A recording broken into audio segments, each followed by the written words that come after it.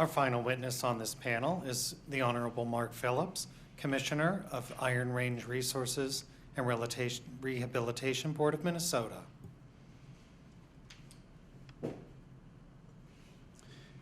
Hello, my name is Mark Phillips, Commissioner of the Iron Range Resources and Rehabilitation Board, or IRRB, a state of Minnesota agency charged with promoting and investing in business, community, and workforce development for the betterment of northeastern Minnesota. For 130 years, Minnesota has been providing much of the iron ore that has gone into the steel that has built this nation and sustained it through 2 world wars. During that time, the iron ranges of northeastern Minnesota have weathered the many boom and bust cycles experienced in the iron ore and steel industries. We have survived the Great Depression and the recessions of the past century, each time rebounding when the economy recovered and our mines resumed shipping raw materials to our nation's steel mills. So it's not like the current crisis in Minnesota's mining industry is our first economic rodeo. But this time, it's not a slump in our national economy that's wreaking havoc with our iron ore industry. The U.S. economy is one of the healthiest in the world right now. Now the products made from steel, such as automobiles, are selling at record levels. Rather, our problems in steel and iron ore are due to the surge of unfairly traded steel from China, South Korea, and elsewhere that is displacing steel that otherwise would be produced by U.S. steelmakers who use our iron ore. As the fortunes of our nation's steelmakers have declined, so too have those of our Minnesota mining industry.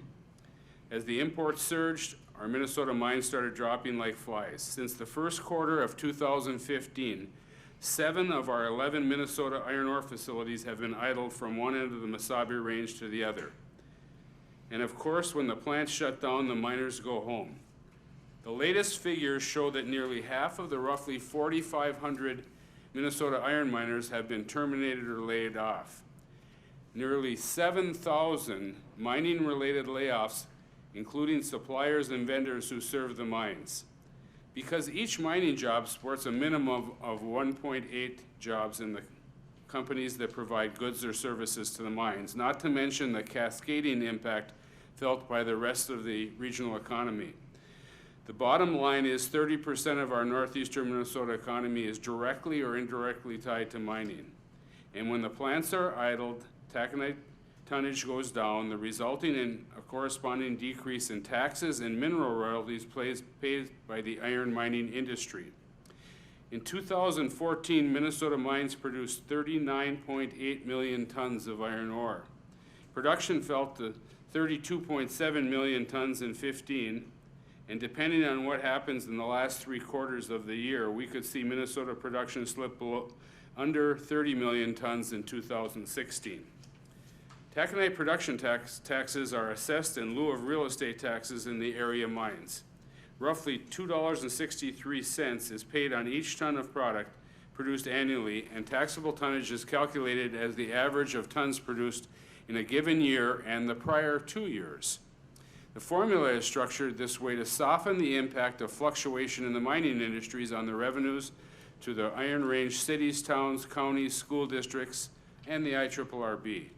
Revenues we all depend on to support our local governments, our schools, and promote economic development. Occupation taxes, the equivalent of a corporate income tax on mining companies in Minnesota, also have decreased significantly, resulting in less tax revenue to both the state general fund and the University of Minnesota. Royalties collected on state or county mineral deposits, which support our local schools, local governments, and the University of Minnesota, have also declined as production declines. There's another dimension to the present crisis that bears mention. When the steel and mining industries faltered in the early 1980s, mining employment ultimately decreased by over 60%, or about 10,000 miners, to the 4,500 or so Minnesota miners employed immediately prior to this crisis in 2014. As our mining industry shrank, so did our Iron Range communities. Regional population fell by over 10% over the next decade. The Iron Range cannot stand another such decline now. If our younger people and their families are forced to leave the area, we fear an entire generation of our children will be lost for good, resulting in a larger and lasting decline of our entire region. So what's the good news? The call to arms against unfairly traded steel imports is beginning to bear fruit. Let me take this opportunity to recognize the great work done by Minnesota Governor Dayton and our congressional delegation, especially Representative Nolan and Senators Klobuchar and Franken, to bring the issue of unfairly traded steel imports to the attention of President Obama. On December 22, 2015, White House Chief of Staff Dennis McDonough came to Virginia, Minnesota to listen to testimony from the industry and labor, Iron Range legislators, local community officials, and mining suppliers and vendors.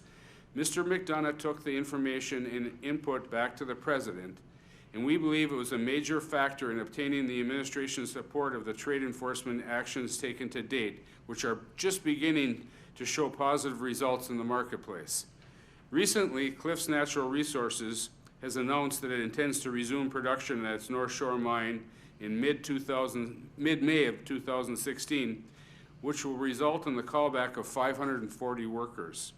Going forward, we need to keep our eye on the ball and our foot on the gas pedal regarding the enforcement of our trade laws. The enactment of tariffs and the calculation of the full extent of dumping and subsidization that's occurring in all the countries under investigation. If we stay the course over time, we can repair some of the damage that has been done by the surge of unfairly traded steel imports to our steel industry, to Minnesota's mining industry, and to the very soul of the nation, industrial heartland. Thank you very much, and I accept any questions.